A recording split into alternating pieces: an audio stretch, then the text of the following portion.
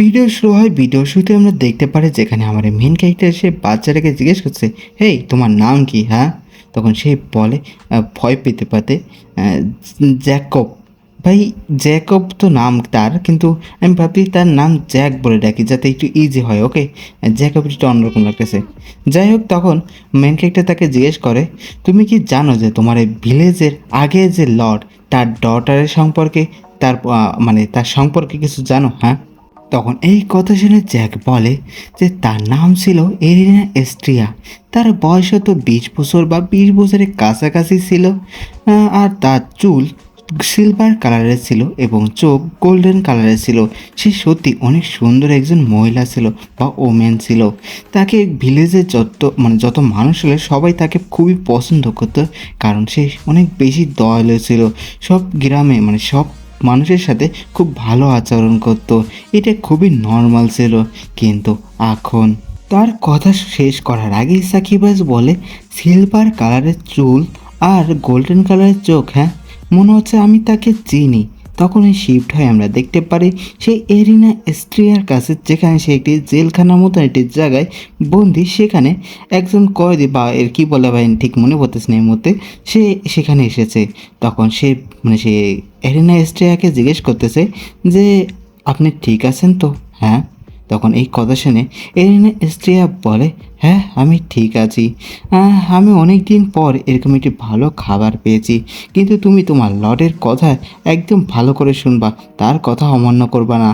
তখন এই কথা শুনে সেই গার্ডটি অনেকটা ভেঙে পড়ার মতন পড়ে আর বলে, কেন কেন এটা এভাবে শেষ হওয়া দরকার ছিল?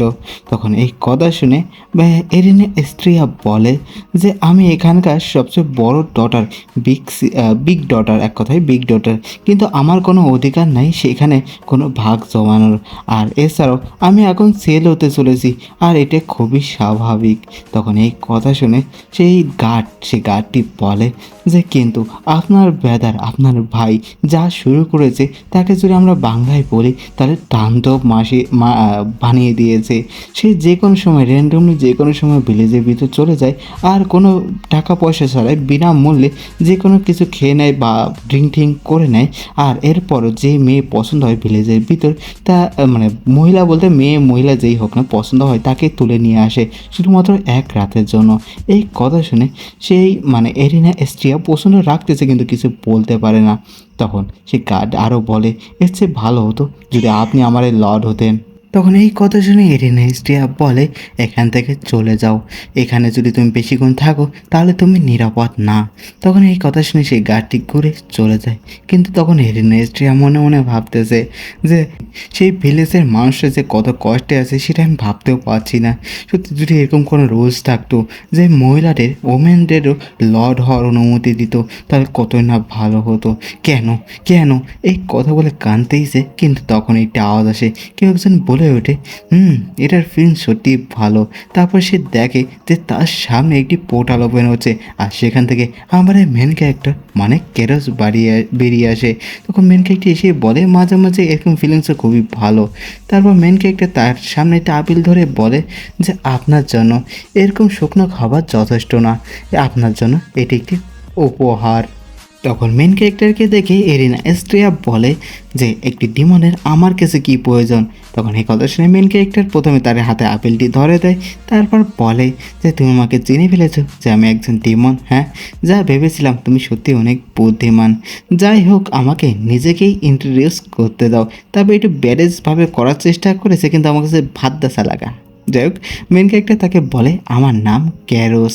তারপর নিজের টাইটেলও বলে, কিন্তু আমি টাইটেলগুলো বললাম না, কারণ টাইটেল শুনে কোনো লাভ হবেন না। যাই হোক, তখন মেন ক্যারেক্টার সে ইন্ট্রোডিউস করার সময় তাই একটু এনার্জি রিলিজ করেছে, তখন এই কারণে ইরিনা স্ট্রিয়া সামনে একটু ভালো দেখতে পাচ্ছিল না। কিন্তু তখন হুট করে মেন ক্যারেক্টার তার হাতটি ধরে আর বলে, তুমি কি রিভেঞ্জ চাও? হ্যাঁ, তখন সে বলে রিভেঞ্জ।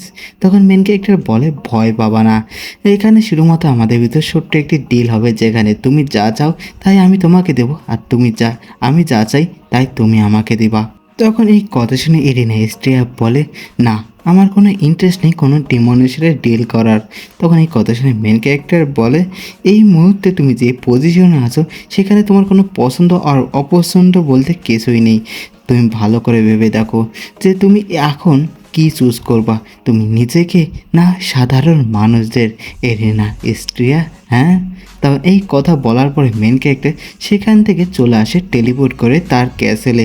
মেন ক্যারেক্টার আসার সাথে সাথে সেই সুপার পর বসে আর বসেই বলে পুরোপুরি কাজ কমপ্লিট বাতেশিয়া।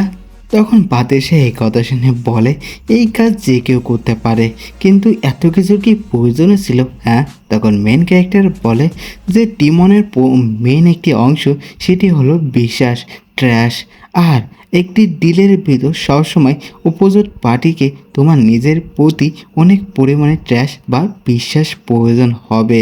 তখন এই কথা শুনে মানে বাতাসিয়া বলে তোমার কথা শুনে মনে হচ্ছে যে তুমি অনেকটা ডিলারের মতন কথা করছো, যারা সেল করে না, সেল করে বিক্রি করে, যাদের কথা বলতেছি সেল, আমি দুটো একই কথা ইংলিশ বাংলা বাজায় বলাইছি, যাই তার কথা তোমরা বুঝেই গেছো কার কথা কইতেছি। তখন মেন ক্যারেক্টার বলে হ্যাঁ দুটি প্রায় সেমই।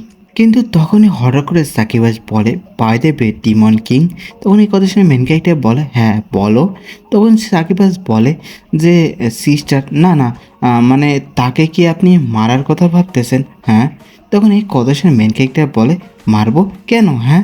আমরা যখন সেই ভিলেজটি আমার নিজের আন্ডারে রাখবো তখনও তাকে আমরা বাঁচিয়ে রাখবো।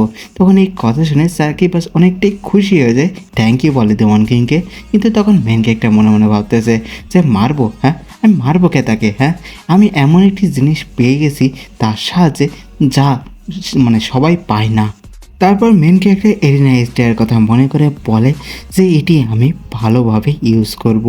তারপরে আমাদের অথর আমাদেরকে বলে যে ক্যারোস মানে আমার মেন ক্যারেক্টার তার পথ থেকে একটি অগ্রেকে ভিলেজে ছেড়ে দেয়।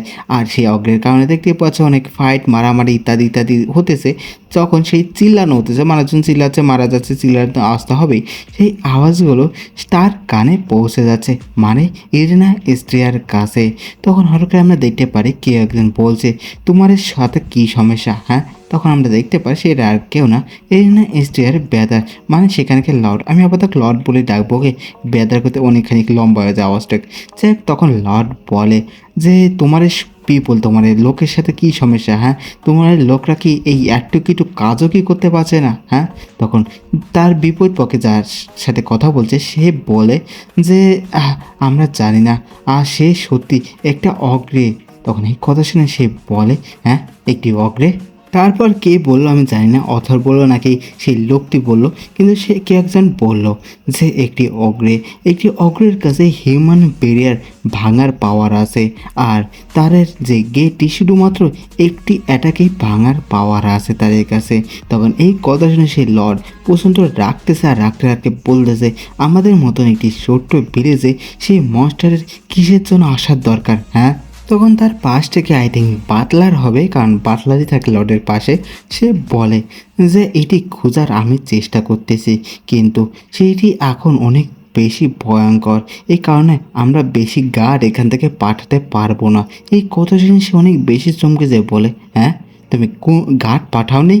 তখন এই কথা শুনে সেই বাটলার বলে এটি যদি সত্যি একটি অগ্রে হয় তাহলে সাস্টেন মানে যারা অগ্রেকে ধরতে বা বলতে পারো সম্পর্কে জানতে যাবে সেই টিম বাঁচবে না। আর এছাড়াও আমরা আমাদের এনিমির অনেক কাছাকাছি থাকি। এই কথা শুনে সেই লর্ড পছন্দ রেগে যায়, বলে shut up, it's none of my business. কতজন মরলো বা কতজন বাঁচলো এতে আমার কিছুই আসা যায় না, এটি আমার অর্ডার, বা বলতে পারো এটি তোমার লর্ডের অর্ডার যে একটা টিম যাবে সেই অগ্রেকে মারতে বা ধরতে, যা ইচ্ছে তাই করো, সে অগ্রের জন্য আমার এই এলাকায় না থাকে। আর আরেকটি টিম তোমার লর্ডের এই ক্যাসেলকে প্রোটেক্ট করবে তোমার জীবন দিয়ে হলেও।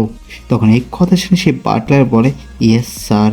তারপর আবার কে বললো আমি তো জানি না, কিন্তু কেউ একজন বললো, সে বলে আমি যা ভেবেছিলাম, আমি যে ভয়টা পেয়েছিলাম, সেই যেই সার্চ টিম গেছিলো সবাই মারা গেল, আর এমনকি ভেসলের ছেলে সহ। এখন ভেসলটাকে আমি শিওর তো বলতে পারবো না, কিন্তু দেখে মনে হতেছে আমি যাকে পাটলার বলেছিলাম সেই হয়তো ভেসল হতে পারে, এখানে ভেসল বলে, সরাসরি বলা হয় না কিন্তু দেখে তাই মনে হইতেছে। যাই হোক আমি পাটলারই বলবো থাকে। যাই হোক তখন এই সব দেখে সেখানে গ্রামের যত ভিলেজের যত লোকজন আছে তার অনেক বেশি রেগে যায়। তখন তার ভিতরে একজন বলে, আমরা এভাবে বাঁচতে পারি না, আমাদেরকে নিজেদেরকেই ব্যবস্থা নিতে হবে।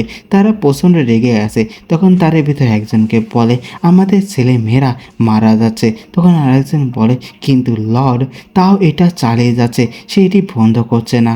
এসব নিয়ে সেই ভিলেজের লোকরা কথা বলতেছে, কিন্তু তখনই হঠাৎ করে সেখানে জ্যাক চলে আসে। জ্যাক এসে বলে, সবাই 1 মিনিট দাঁড়াও। আপনারা কি জানেন?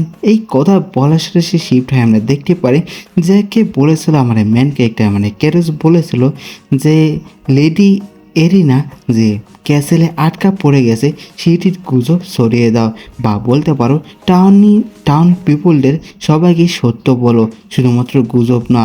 যে এরিনা এস্ট্রিয়াকে যে আটকে রেখেছে এই কথাটি সব জায়গায় ছড়িয়ে দাও। তখন আমরা দেখতে পারি জ্যাক বলে যে লেডি এরেনা মানে সেই মেয়ে বা সেই মহিলা যে আমাদের যত্ন নিত, আমাদের ভালোবাসতো, সে এখনও মারা যায়নি। তখন এই কথা শুনে সে ভিলেজের যত মানুষজন সবাই অনেক বেশি চমকে যায়। সে বলে সে মারা যায়নি, হ্যাঁ সে ক্যাসেলে বন্দি, হ্যাঁ আমরা কি তাকে বিশ্বাস করতে পারি? সে কি সত্যি সত্যি কথা বলতেছে? হ্যাঁ এই কথা বলতে বলতে তারা সবাই সেই ক্যাসেলে মানে এরিনা এস্ট্রিয়া যেখানে সেখানে চলে আসে। তখন আমরা দেখতে পাই এরিনা এস্ট্রিয়াকে সে সেখানে বসে আছে। সে তখনই হঠাৎ করে সেই ভিলেজের যত পিপুল আছে তাদের কণ্ঠস্বর শুনতে পারে। সে তাড়াতাড়ি হাত বাড়িয়ে সে জানলার কাছে চলে আসে, আর সেখান থেকে সব দেখে আর দেখে বলে মনে মনে যে এই শিকলগুলো যদি না থাকতো। তখন হঠাৎ করে আমার মেন ক্যারেক্টার আওয়াজ আসে। মেন ক্যারেক্টার বলে যে তুমি কি শুনতে পাচ্ছ? হ্যাঁ সেই ভিলেজারদের কণ্ঠস্বর, হ্যাঁ তারা তোমাকে খুঁজছে। হ্যাঁ এখন বলো তুমি কি আমার ডিল অ্যাকসেপ্ট করার জন্য বা আমার সাথে চুক্তি করার জন্য রাজি, হ্যাঁ কি না? আর এখানেই আমার দুঃখের সঙ্গে এই এপিসোডটা এখানে শেষ করতে হচ্ছে, কারণ ভাই আমি ভাবছিলাম তো এটি বড়ই বানাবো, 20 থেকে 30 মিনিটের ভিডিও বানাবো, কিন্তু কি করবো ভাই, পুরো ভিডিও এক্সপ্লেন করার পর হ্যাঁ আমি ধুয়ে দিয়েছি, মানে ডাউনলোড করব তারপর আপলোড করব। তা ডাউনলোড করার আগে আমি ভুল করে পুরো ভিডিওটাই ডিলিট করে দিয়েছি। আমার এখন তারপর আবার নতুন করে আবার ভিডিও তৈরি করা হয়েছে লাগলো, তারপর আপলোড করতেছি। তা আমি মানে এই পর্যন্ত ভিডিও আপাতত আপলোড করে দিতেছি। আমি তো অনেক দিন পর আপলোড করতেছি, কারণ মাঝেই তৈরি করে রাখছি, আমি খালি আপলোড করব, আর তারপরে ডেট হয়ে গেছে। তো এখন ভাবতেছি 10 মিনিটে বেশি হবে, তো সেটাই আপলোড করে দিই, পরের বার এসে বেশি একটা বড় ভিডিও আপলোড করব। এইভাবে আপলোড করে দিয়েছি, তার জন্য আর কিছু করার নেই। আর ভিডিও দেখতেই পাচ্ছ কত দেরি হয়ে গেছে এসব কারণে। যাক, ভিডিওটি ভালো লাগলে অবশ্যই এটি লাইক কমেন্ট শেয়ার করে দেও। আর নেক্সট এপিসোডে আমরা দেখব যে আমার মেন ক্যারেক্টার ডিল কি এরিনা এস্ট্রিয়া অ্যাকসেপ্ট করে কি না। যাক, good bye, tata, see you.